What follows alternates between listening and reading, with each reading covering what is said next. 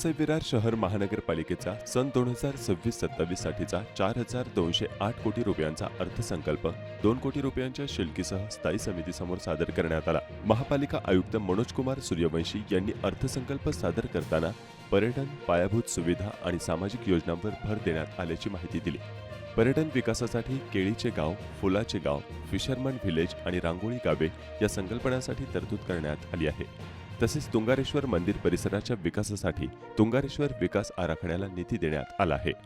पाणी चोरी रोखण्यासाठी स्मार्ट मीटर प्रकल्पाचा अभ्यास, स्वच्छता उपक्रम, दिव्यांगांसाठी दिव्यांग पार्क आणि संविधान जनजागृतीसाठी संविधान पार्क उभारण्याची योजना या अर्थसंकल्पात करण्यात आली आहे।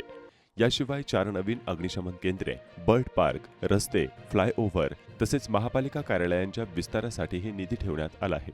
मालमत्ता कर आणि पाणीपट्टीत किरकोळ वाढ प्रस्तावित करण्यात आली असून या अर्थसंकल्पामुळे शहराच्या विकासाला चालना मिळेल असे आयुक्त मनोज कुमार सूर्यवंशी यांनी सांगितले।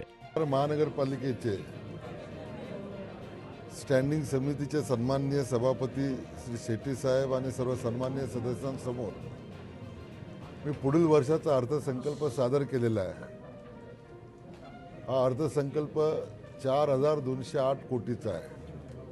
याच्यामध्ये 2 कोटी रुपयाचा शिल्की अर्थसंकल्प आहे। या अर्थसंकल्पामध्ये आपण अनेक नवीन योजना घेतो आहे।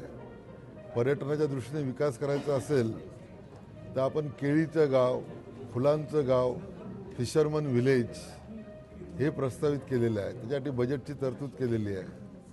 याशिवाय रांगोळीचं गावही आपण जुचंद्राला प्रस्तावित केलेलं आहे, त्याच्यासाठी बजेटची तरतूद आहे।